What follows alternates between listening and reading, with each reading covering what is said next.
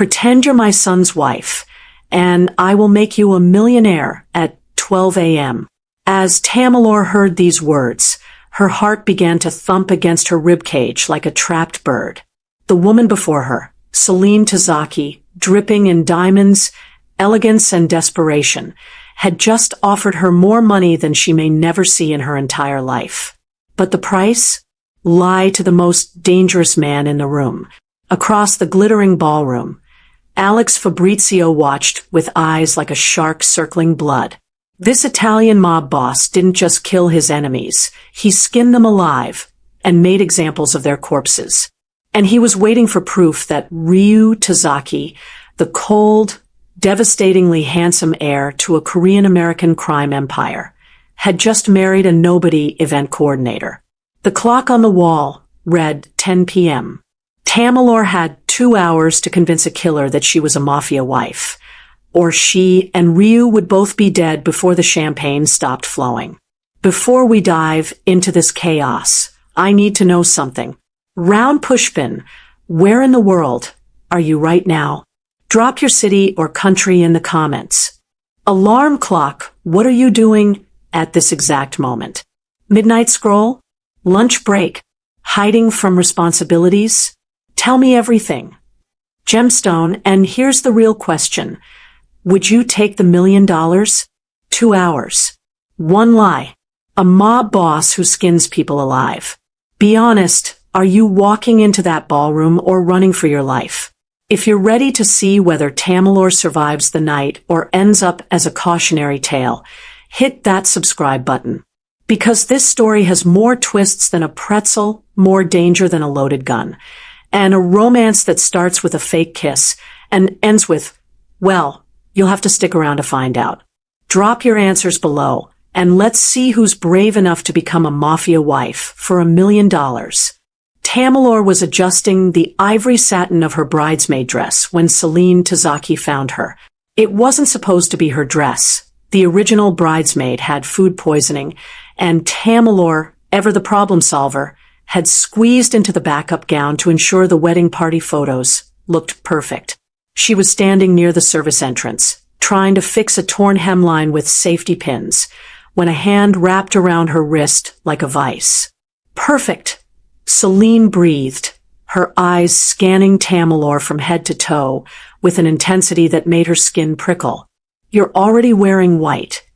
Before Tamalor could process what was happening, she was being pulled through a side door, away from the glittering chaos of the gala, and into a private alcove draped in shadows and expensive perfume. Celine Tazaki was even more stunning up close, razor-sharp cheekbones, lips painted the color of arterial blood, and eyes that had witnessed things Tamalor couldn't begin to imagine. I need you to do something for me, Celine said, her voice dropping to a whisper that somehow felt louder than a scream. Something that will save my son's life and make you very, very rich. Tamalor's mouth went dry. She'd heard stories about the Tazaki family. Everyone in event planning had. They were the kind of clients you either served perfectly or avoided entirely. There was no middle ground with people who controlled half the underground economy of the East Coast. I don't understand. Tamalor started, but Celine cut her off with a gesture that brooked no argument. My son, Ryu, is bound by a blood contract to marry the daughter of Alex Fabrizio. That man is downstairs right now, waiting to collect on a 20-year-old debt. If Ryu marries into that family, Fabrizio will own us.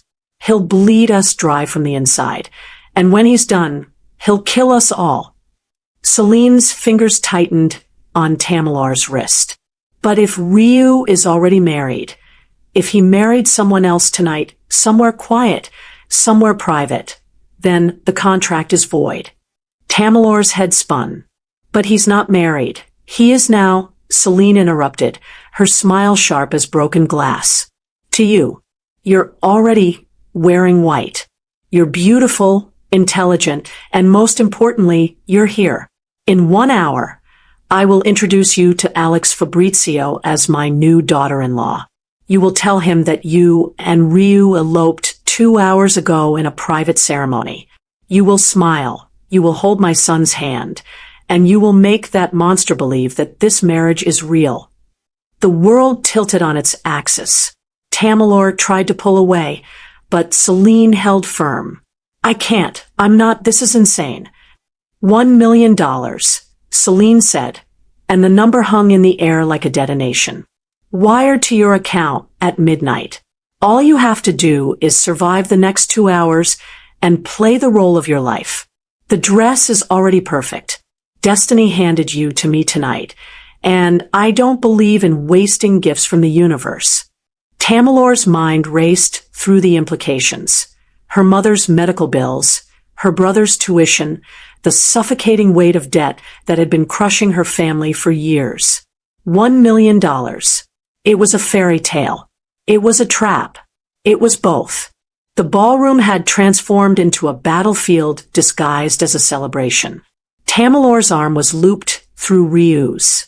He'd appeared at her side without warning, his presence like a cold front dropping the temperature 10 degrees.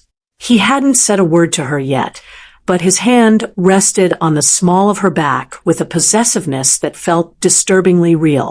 They were descending the grand staircase now, every eye in the room turning to watch.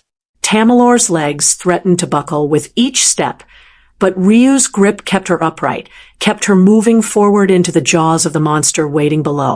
Alex Fabrizio stood at the center of the ballroom like a king holding court. He was shorter than she'd expected, stocky and silver-haired, with a face that would have been grandfatherly if not for the eyes, flat, dead things that had watched too many people die. His daughter, Isabella, stood beside him in a blood-red gown, her beauty sharp enough to cut. The girl's hands were clenched into fists, her smile venomous. She'd been expecting to become Mrs. Tazaki tonight, and Tamalor had just stolen her throne. "Ryu," Fabrizio's voice carried across the suddenly silent room, thick with an accent that turned every word into a threat. "I heard the most interesting rumor. They say you got married tonight. Married some nobody without informing your future father-in-law." He spread his hands wide, the picture of wounded confusion. "Surely this cannot be true. Surely you would not dishonor a contract signed in your father's blood." Ryu's expression didn't flicker. "The contract stipulated I marry before my 32nd birthday. I have complied." His voice was ice over steel. "Allow me to introduce my wife, Tamalor Tazaki." The name, her name with his attached, sent a shock through her system. Fabrizio's smile widened, showing too many teeth. "How convenient. How very convenient that you found love just hours before our families were meant to unite." He began walking toward them, his men falling into formation behind him like wolves sensing blood. "I wonder, does this bride of yours understand what happens to people who lie to me?" Tamalor's mouth went dry, but before she could speak, Ryu pulled her against him and kissed her. It wasn't gentle. It wasn't romantic. It was a brand, a claim, a declaration of war delivered through the press of his mouth against hers. His hand tangled in her hair, angling her head back as flashbulbs exploded around them. When he finally released her, Tamalor's lips were burning, and her mind was spinning. The kiss had lasted maybe 10 seconds, but it had convinced everyone in the room, including, treacherously, some part of herself. "Does that answer your question?" Ryu asked Fabrizio, his arms still locked around Tamalor's waist. Fabrizio's expression had gone very, very still. "Isabella," he said softly, never taking his eyes off Ryu. "Bring me the verification kit." Tamalor's blood turned to ice. "What's a verification kit?" she whispered. Ryu's jaw tightened. "Nothing good." The verification kit turned out to be a leather briefcase that smelled like old money and fresh threats. Isabella Fabrizio set it on the white-clothed table with a smile that promised suffering, then stepped back as her father clicked it open. Inside were documents, thick, Official-looking papers with gold seals and tiny, unforgiving print. Marriage certificates, Tamilor realized with mounting horror. Real ones, the kind that required witnesses, officiants, and government stamps. In my country, Fabrizio said conversationally, pulling out the documents with gloved hands. When a man makes a promise, he keeps it. When he breaks it, he pays with something precious. He looked up at Tamilor, his dead eyes crawling over her, like insects. You say you married my Ryu 2 hours ago. Show me the certificate. Show me the witnesses. Show me proof. Or show me your fingers. I'm not particular about which. The room had gone silent, except for the classical music still playing from hidden speakers, a surreal soundtrack to her impending dismemberment. Tamilor felt Ryu's hand tighten on her waist, felt the coiled tension in his body, like a spring wound too tight. He was calculating odds. She realized, counting Fabrizio's men, measuring distances to exits, preparing for the violence that was about to erupt. We eloped, Tamilor heard herself say, her voice steadier than she felt. City Hall. It was just us and the officiant. We wanted privacy. Fabrizio's laugh was a coffin closing. City Hall closes at 5 o'clock, sweetheart. It's now 10:30. He snapped his fingers, and 2 of his men moved to flank them. So either you're lying or you're stupid. Either way, I'm insulted. Then Celine's voice cut through the tension like a blade through silk. She's telling the truth. The matriarch glided forward, her gown trailing behind her like spilled ink. In her hand was a phone, its screen glowing with an image that made Tamilor's heart stop. It was a photograph, Ryu in a dark suit, a woman in white beside him, both standing before what looked like an altar. The woman's face was turned away from the camera, but the white dress was unmistakable. It was Tamilor's dress. How? Tamilor breathed, but Celine's warning glance silenced her. The photo was a fabrication, obviously, photoshopped with terrifying skill in the 30 minutes since Celine had pulled her aside. But it looked real. It looked devastatingly, perfectly real. Fabrizio snatched the phone, studying the image with the intensity of a man searching for weaknesses in armor. The seconds stretched like hours. Finally, he looked up, and something dangerous flickered behind his eyes. Very well, he said softly. You've shown me a picture. Now show me the marriage license. The official document. You have until midnight to produce it, or I will assume this is a fraud designed to humiliate my family. He checked his watch, the gesture deliberate and cruel. You have 90 minutes. The clock is ticking, Mrs. Tazaki. I suggest you use them wisely. Then the lights went out, and the screaming began. The first gunshot shattered the crystal chandelier above them, and Tamilor's world exploded into chaos and falling glass. Ryu moved before her mind could process the danger, throwing her to the ground and covering her body with his as bullets tore through the air where they'd been standing seconds before. The ballroom had become a war zone. Screams, muzzle flashes, the thunder of automatic weapons, fire turning the New Year's Eve gala into a massacre. Stay down. Ryu shouted over the cacophony, but Tamilor was already crawling, her white dress dragging through champagne and blood as she scrambled for cover behind an overturned table. She caught a glimpse of Fabrizio's men returning fire, saw Isabella dragging her father toward the exit, her face twisted with rage rather than fear. This wasn't random violence. This was an assassination attempt, and they were caught in the crosshairs. Ryu appeared beside her, a gun now in his hand that he'd pulled from God knows where. His eyes were alive now, burning with something feral and focused.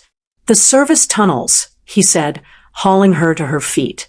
They run beneath the hotel. It's our only way out. He fired 3 shots in rapid succession, each one finding a target with mechanical precision. Bodies dropped, and Tamalor realized with nauseating clarity that the man she just pretended to marry was very, very good at killing. They ran through the service door as another explosion rocked the ballroom. Someone had brought grenades to a black tie affair. The corridor behind the scenes was narrow and utilitarian, stripped of all the luxury that decorated the public spaces. Ryu pulled her forward with bruising force, his breath steady despite their sprint, while Tamalor's heart felt like it might burst through her ribs. "Who's shooting at us?" she gasped. "Is it Fabrizio?" Ryu's jaw tightened. "No. Fabrizio wants us alive, so he can kill us slowly. This is someone else. Someone who wants us dead before midnight." He yanked open a maintenance door, revealing a metal staircase descending into darkness. "Move. Now." They plunged into the shadows. Tamalor's heels abandoned somewhere in their flight, her bare feet slapping against cold concrete as they descended deeper beneath Manhattan's glittering surface. Behind them, footsteps echoed. Their pursuers had found the service entrance. Ryu fired blindly up the stairwell, the muzzle flash illuminating his face in stark relief, beautiful and terrifying. At the bottom, the tunnels branched in 4 directions, each one identical and menacing. Tamalor's event coordinator instincts kicked in. She'd memorized the hotel's layout weeks ago, had walked these service corridors a dozen times coordinating deliveries and staff movements. "Left," she said with sudden certainty. "Left tunnel leads to the loading dock. There's an emergency exit that opens onto 49th Street. Ryu stared at her for a heartbeat, reassessing. Then his phone buzzed, and his face went white as he read the message. "They have my mother," he said, his voice hollow. "Fabrizio's men took Celine during the chaos. He says if we don't surrender in 1 hour, he'll send her back to us in pieces." The penthouse was a fortress disguised as luxury. Ryu had dragged Tamalor through the loading dock and into a waiting black SUV driven by a stone-faced woman who'd asked no questions. 20 minutes of evasive driving through Manhattan's arteries later, they'd arrived at a high-rise in Tribeca that looked like any other glass monument to wealth. But the elevator required a biometric scan, and the penthouse's windows were bulletproof polymer disguised as ordinary glass. Tamalor collapsed onto a leather sofa, her white dress now torn and stained with things she didn't want to identify. Her hands wouldn't stop shaking. Ryu paced like a caged predator, his phone pressed to his ear as he barked orders in rapid Korean to someone on the other end. When he finally hung up, he slammed his fist into the wall hard enough to crack the drywall. "They knew," he said, his voice raw with fury. "Someone told them exactly where we'd be, exactly when to strike. Someone inside my organization sold us out." He turned to face Tamalor, and for the first time since this nightmare began, she saw something human flicker across his features. Fear, grief, rage, all battling for dominance. "My mother is the strongest person I know, but Fabrizio, what he does to people." His voice fractured. Tamalor stood on trembling legs and crossed to him. She didn't know what possessed her. Maybe it was the adrenaline still screaming through her veins. Maybe it was the strange intimacy of shared survival. But she placed her hand on his chest, feeling his heart hammering against her palm. "Then we get her back," she said with a conviction she didn't know she possessed. "We have." She checked the ornate clock on the wall. 43 minutes. "Tell me what we need." Ryu stared at her like she'd spoken in tongues. "You don't understand what you're saying. This isn't your fight. You were supposed to play dress up for 2 hours and collect $1 million. Now you're caught in a war that's been brewing for 20 years. His hand covered hers, his skin surprisingly warm. "I can have you on a plane to Lagos within the hour. You'll be safe. You'll be dead." Tamalor interrupted. "You think Fabrizio is going to let me live after tonight? I'm a witness. I'm a liability. And more than that, she took a breath, surprised by her own words. Your mother offered me a lifeline when my family was drowning.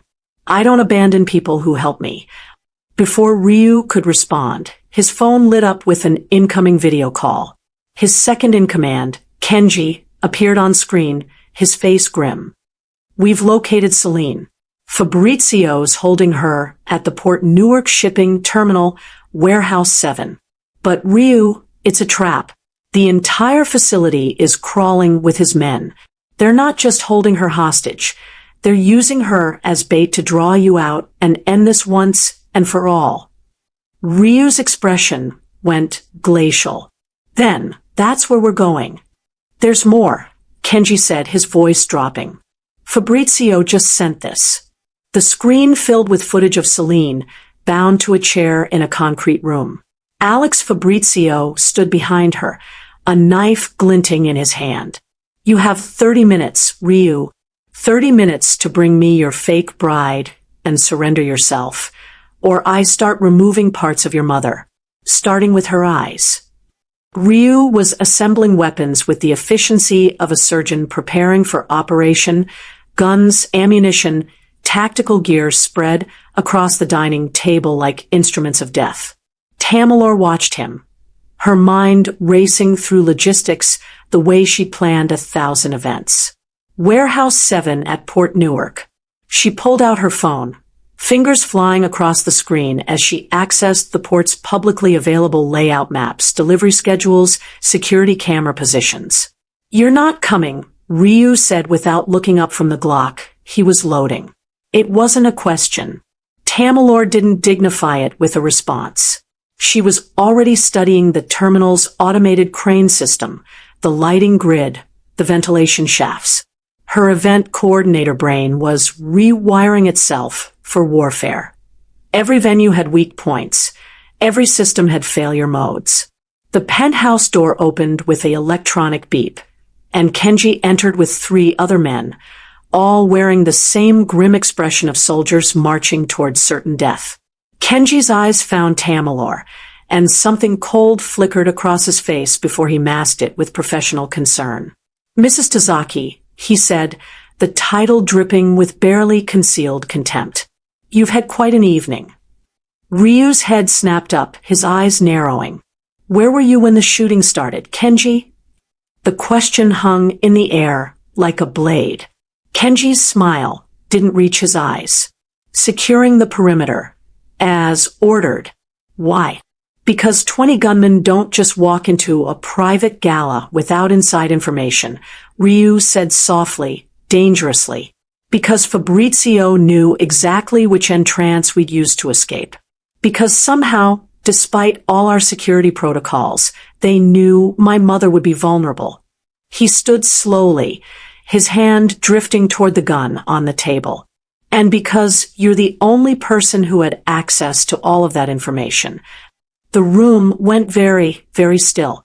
Kenji's men shifted nervously, hands moving toward concealed weapons. Tamalor's breath caught in her throat as she realized she was watching a coup unfold in real time. Careful, Ryu, Kenji said, his voice losing its deferential tone. You're accusing your oldest friend of treason. That's not something you can take back. Show me your phone, Ryu demanded. Right now. Kenji laughed, a brittle, ugly sound. You've let this civilian make you paranoid. She's poison, Ryu. She's been in our world for 3 hours, and already you're turning on your own men. His hand was definitely on a weapon now, hidden beneath his jacket. Your father would be ashamed of how weak you've become. The mention of his father was the trigger. Ryu moved with inhuman speed, his gun clearing the table and pressing against Kenji's forehead before anyone could breathe. My father taught me to recognize snakes before they bite, Ryu said, his voice devoid of emotion. How much did Fabrizio pay you? How much is my mother's life worth? Kenji's mask finally cracked, revealing the hatred beneath. More than you can imagine. And it's not just about money, it's about what you don't deserve. The Tazaki Empire should have been mine when your father died, but he gave everything to his precious son. Well, tonight that changes. Tonight, Fabrizio kills you and your mother, and I get to rebuild from the ashes. Then the windows exploded inward in a shower of bulletproof glass, and armed figures poured through on rappelling lines. Fabrizio hadn't waited 30 minutes. He'd sent his army to finish the job. The penthouse became a killing box. Ryu fired 3 times before tackling Tamalor behind the kitchen island, bullets punching through granite countertops and sending stone shrapnel flying like shrapnel. Kenji and his men had turned their weapons on Ryu's loyal guards, the betrayal complete and devastating. Bodies dropped on both sides, the air thick with gunpowder and screams. The panic room.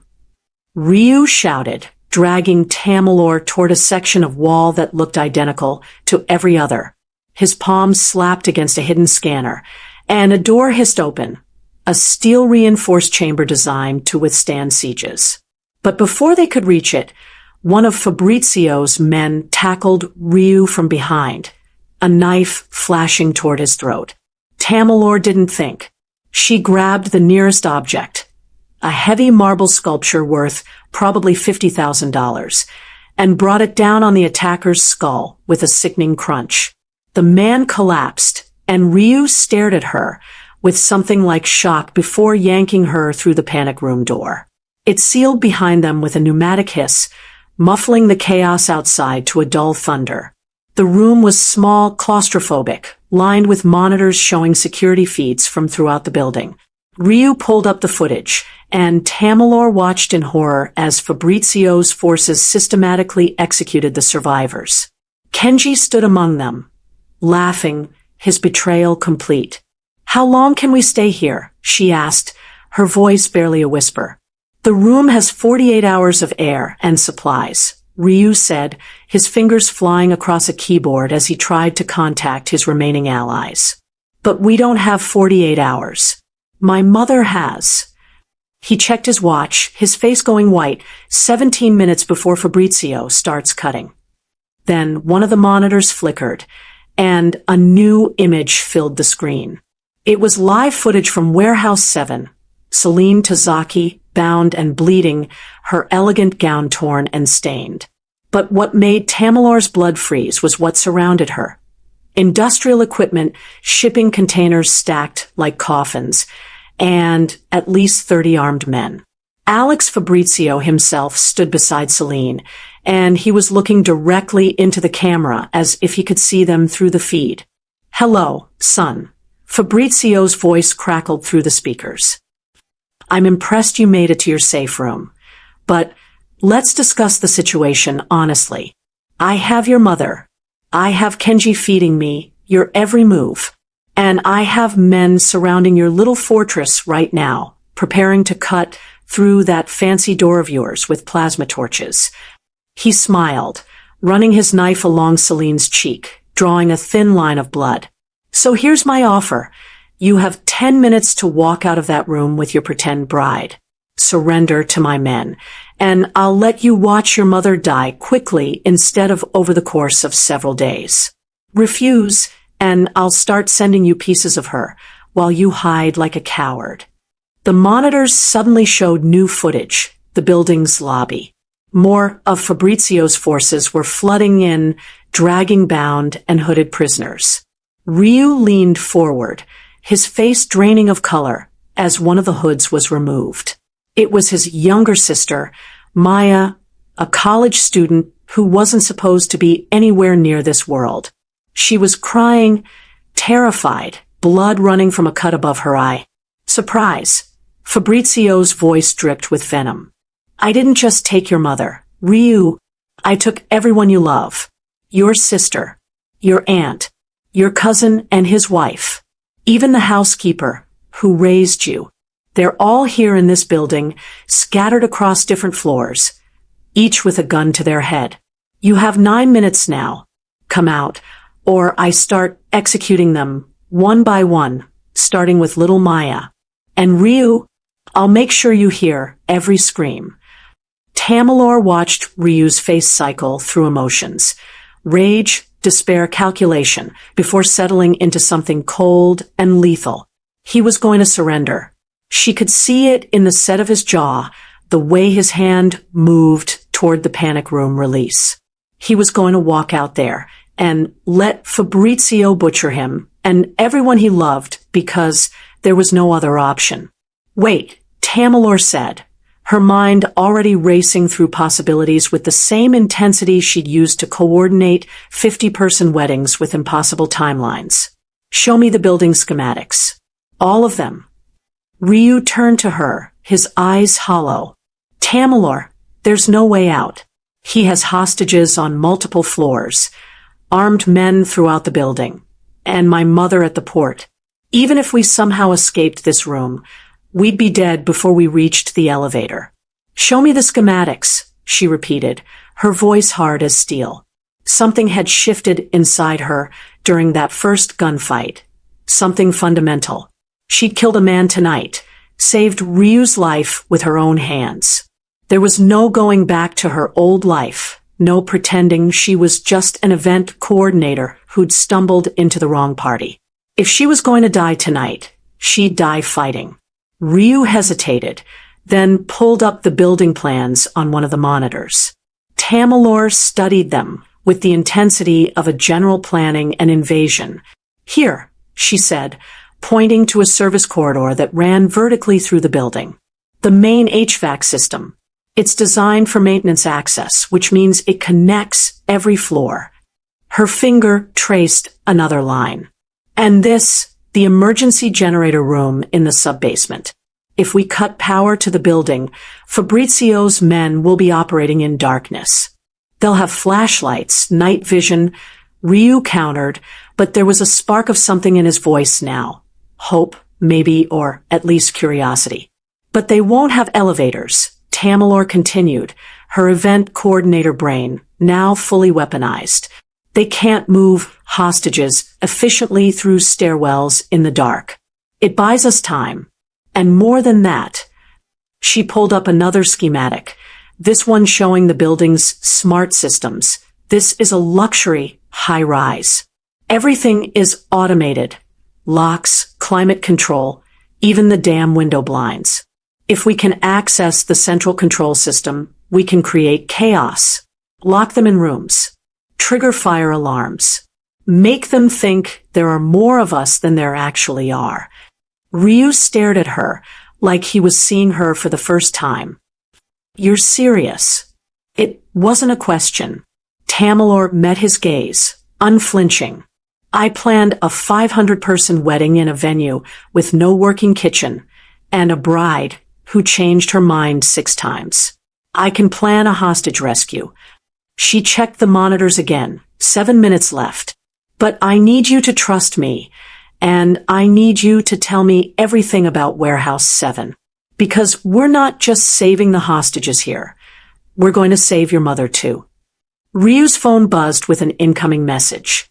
He glanced at it, and his expression shifted from despair to something razor-sharp and dangerous. One of my men just sent me something. Before Kenji killed him, he managed to forward the port's security access codes and the shift schedule for Fabrizio's guards at the warehouse. He looked at Tamalor with newfound respect, or maybe something deeper. You want to coordinate a 2-location rescue operation with just the 2 of us? No, Tamalor said, pulling up another screen showing names and phone numbers, Ryu's remaining loyal operatives scattered across the city. We're going to coordinate it with everyone Fabrizio didn't manage to kill. Make the calls. I'll build the plan. The plan was insane, which meant it might actually work. Ryu had made 17 calls in 4 minutes, activating every sleeper agent and loyal soldier who hadn't been compromised by Kenji's betrayal. The building assault would happen in 3 minutes, a coordinated strike designed to look like a full-scale war, while actually being a precision extraction. But the port was Tamalor's problem now, and she was studying the warehouse schematics like they were scripture. There, she said, pointing to the automated crane system that moved shipping containers across the facility. These cranes are controlled by a central computer system. If I can access it remotely, I can turn them into weapons, drop containers, create barriers, cut off escape routes. She was already typing, her fingers flying across Ryu's laptop as she hacked into the port's surprisingly vulnerable network. Years of coordinating equipment deliveries had taught her more about logistics systems than most people knew existed. Ryu checked his weapon one final time. We have 4 men converging on the warehouse. They'll create a distraction at the north entrance while we enter from the water side. But Tamalor. He grabbed her arm, forcing her to look at him. Fabrizio will have your face memorized by now. The moment he sees you, he'll know we didn't surrender. He'll kill my mother immediately. Then he won't see me, Tamalor said, pulling up another screen. The warehouse's internal camera system. Not until it's too late. She'd found something interesting in the security footage, something that made her pulse quicken. Ryu, look at this. Camera 7, the west corner. She rewound the footage 30 minutes. That's not one of Fabrizio's men. The figure on screen was moving differently than the others, checking corners, scanning for surveillance, planting something small beneath a support beam. Ryu leaned closer, his breath catching. That's June. My father's old lieutenant. He disappeared 3 years ago after Kenji accused him of skimming money. His voice went hard. Kenji said June was dead. Well, he's not dead, Tamalor said, tracking June's movement through multiple camera angles. He's planting explosives throughout the warehouse. Either he's working for Fabrizio, or... She pulled up the timestamp. Wait.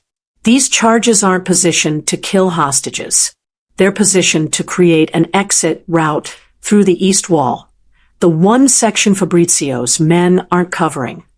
Ryu's phone buzzed with an encrypted message. His face went white as he read it. It's from June. He says Kenji didn't just betray us tonight. He's been planning this for 3 years. He framed June to remove my father's most loyal advisor. He's been feeding Fabrizio intelligence all along, waiting for the perfect moment to strike. His hand clenched into a fist. And there's more. June says my father didn't die of a heart attack. Kenji poisoned him. Before Tamalor could respond, the panic room's monitors exploded with activity. The building assault had begun. Gunfire, explosions, screams echoing through the security feeds. But something was wrong. The hostages weren't where they were supposed to be. The rooms Fabrizio had shown them on camera were empty, the prisoners gone. Then a new video feed appeared on the main monitor, and Tamalor's world shattered. It was Fabrizio, but he wasn't at the warehouse anymore. He was in a luxury hotel suite, and sitting beside him, very much alive and unharmed, was Celine Tazaki. She wasn't bound. She wasn't bleeding. She was sipping champagne and smiling. "Hello, darling," Celine said, looking directly into the camera at her son. "I'm sorry you had to find out this way, but there's something you need to know about your new wife. Tamalor Ade isn't some random event coordinator I found by chance. She's been working for me for 6 months, planted in that venue specifically for tonight. The $1 million? Already in her account. I transferred the moment you kissed her." Celine's smile turned cruel. "The blood contract with Fabrizio isn't something I'm trying to break, Ryu. It's something I orchestrated. You see, your father built an empire, but he was weak, too sentimental, too attached to old honor codes. Fabrizio and I have been partners for years, and tonight was supposed to be your execution. But then you had to go and actually develop feelings for the bait." Tamalor felt Ryu's gun press against her temple, cold and unforgiving. Tamalor didn't move, didn't breathe as the barrel of Ryu's gun kissed her skin with the promise of death. On the monitor, Celine's words echoed like poison, and every instinct screamed at Tamalor to explain, to defend herself, to prove her innocence. But she'd learned something crucial in the past 3 hours. Words meant nothing in this world. Only actions mattered. "Do it," she said quietly, her voice steady. "Pull the trigger, Ryu. But before you do, ask yourself one question. Why would your mother tell you this now? Why not let you walk into the warehouse and die in her trap?" She turned slowly, carefully, until she was looking into his eyes instead of down his gun barrel. She's losing and she knows it. Ryu's hand trembled, barely perceptible. "But there. You have 5 seconds to make sense before I paint this room with your brain. Your mother is lying about half of it," Tamalor said, her mind racing through every detail of the evening. "Yes, I've worked events at this hotel for 6 months. Yes, I knew who the Tazakis were. But I never met Celine before tonight, never took $1 from her until that transfer at midnight." She gestured at the monitor. "Look at her, Ryu. Really look. She's not in control. Fabrizio is standing behind her with his hand on her shoulder. She's not sipping champagne by choice. She's reading from a script to break your trust in me, because I'm the one thing she didn't plan for." "Explain," Ryu growled, but the gun lowered slightly. "The white dress," Tamalor continued, her voice gaining strength. "She said it was perfect, that I was wearing white. But she couldn't have known I'd be in that bridesmaid dress. The original girl got food poisoning 2 hours before the event. That wasn't planned. That was luck. Bad luck for Celine, because her real plan required you to be alone when Kenji made his move." She pulled up her phone with shaking hands, showing him her bank account. "The $1 million hit at midnight. Yes. But look at the transaction origin. It's not from any Tazaki account. It's from June's encrypted cryptocurrency wallet. Your father's lieutenant has been protecting you all along." The monitor flickered, and June's face appeared on a split screen beside Celine and Fabrizio. "She's right, Ryu. Your mother allied with Fabrizio years ago, but she made one mistake. She underestimated how many of your father's people stayed loyal to his memory. I've been building a case against her for 3 years." His expression was grim. "The explosives I planted aren't for killing. They're for rescuing. Your real family, Maya, your aunt, the others, they're not in this building. Kenji moved them to the warehouse as insurance. When I blow the east wall in 90 seconds, my team extracts them, while Fabrizio's attention is on the north entrance." Celine's composure cracked on screen. "Ryu, don't listen to," but Fabrizio's hand tightened on her shoulder, cutting her off. The Italian boss smiled coldly. "It seems your mother's usefulness has expired. She promised me the Tazaki Empire on a platter, but all she's delivered is chaos." He drew a knife, pressing it against Celine's throat. "Perhaps I'll start a new negotiation with the sun instead." Ryu's gun clattered to the floor as he made his choice. "Tamalor," he said, his voice raw with emotion, "can you really coordinate a rescue from here?" She was already typing, accessing the warehouse systems, the building's security, orchestrating a symphony of controlled chaos across 2 locations simultaneously. "June, I need your explosives detonated in 60 seconds, not 90. Ryu's team needs to hit the building's hostage locations simultaneously, floors 3, 7, and 12. And Ryu..." She looked up at him, this beautiful, deadly man who'd somehow become her partner in the span of one impossible night. "I need you to trust me like I trusted you when you put that gun to my head." His answer was to pull her into a kiss that was nothing like the performance in the ballroom. This one was desperation and relief, and something that felt terrifyingly like love. When they broke apart, he was smiling, an expression that transformed his cold features into something almost human. "Let's go save my family and kill my mother." The next hour was a blur of explosions, gunfire, and perfectly timed chaos. Tamalor orchestrated it from the panic room, like a conductor leading an orchestra, her fingers flying across keyboards as she dropped shipping containers on Fabrizio's men, locked Kenji in an elevator between floors, and guided June's extraction team through the darkness she'd created by cutting the warehouse power. Ryu fought his way through the building with surgical precision, each movement a testament to years of training and a lifetime of survival. When the smoke cleared and the sun rose over Manhattan, the body count was devastating but decisive. Fabrizio was dead, killed by June in the warehouse explosion. Kenji had been captured, awaiting a fate worse than any prison. And Celine Tazaki, her empire crumbling, had made one final choice. She'd taken poison rather than face judgment from her son. Tamalor stood in the ruins of the penthouse as police sirens wailed in the distance, her white dress now black with soot and blood. Ryu found her there, his own tuxedo torn and burned. "My lawyers are already creating a narrative," he said quietly. "Gang warfare, tragic casualties, the Tazaki family caught in the crossfire but ultimately innocent. You'll be listed as a hostage, traumatized but unharmed. Your $1 million is legitimate payment for consulting services." "And what am I really?"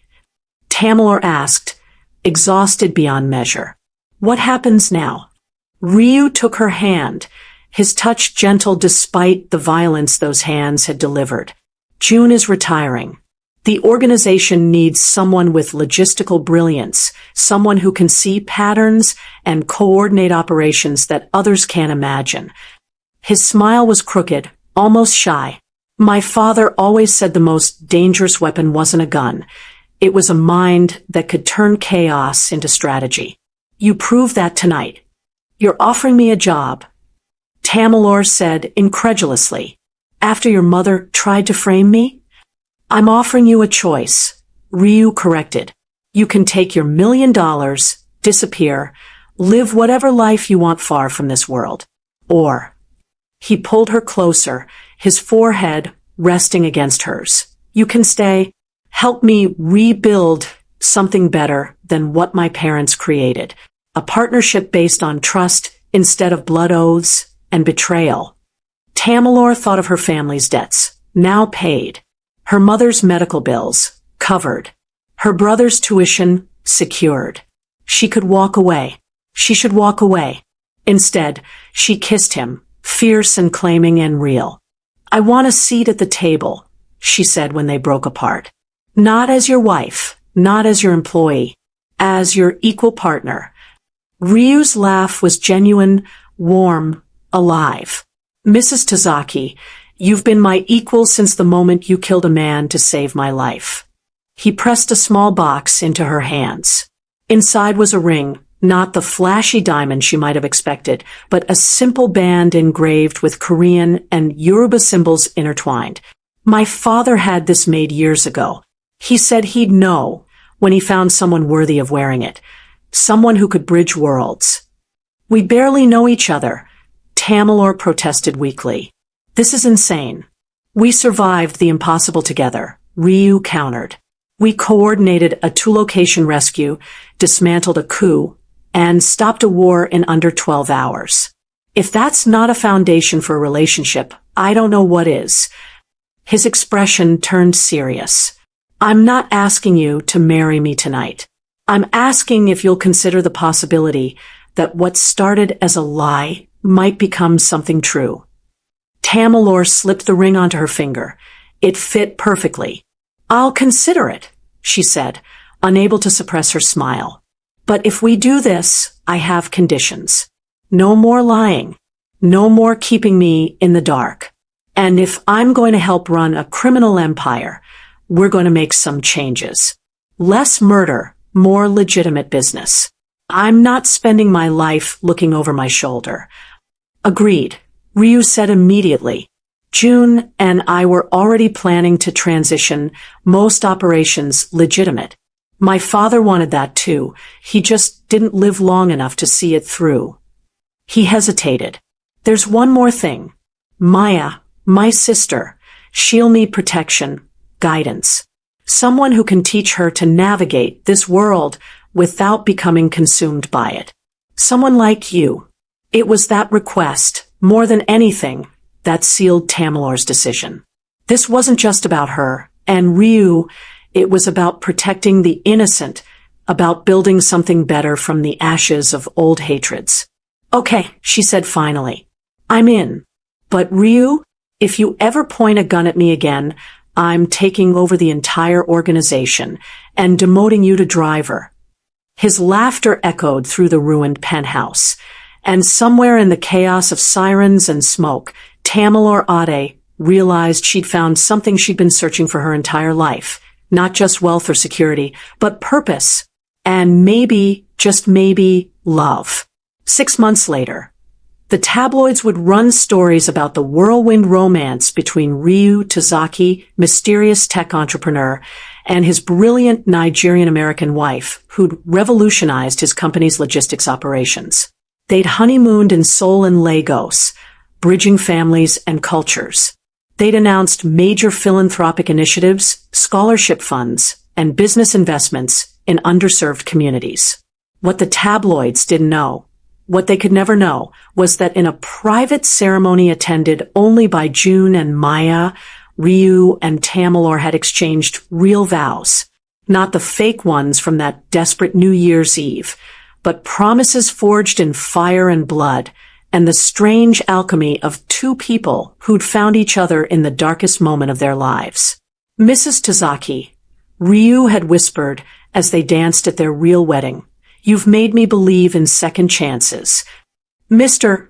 Adetazaki, Tamalor had replied with a smile that held all the warmth and danger of their shared journey, "You've made me believe in fairy tales.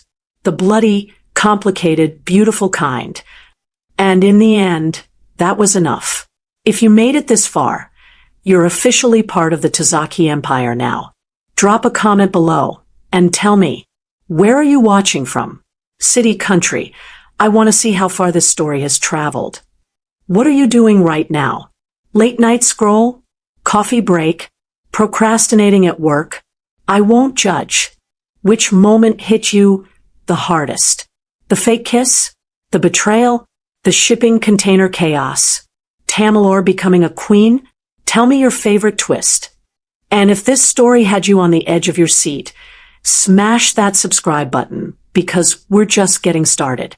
More crime thrillers, unexpected romances, and plot twists that'll make your head spin are coming your way. Your girl Tamalor went from event coordinator to Mafia queen in 12 hours. Imagine what we can do with a whole series. See you in the comments.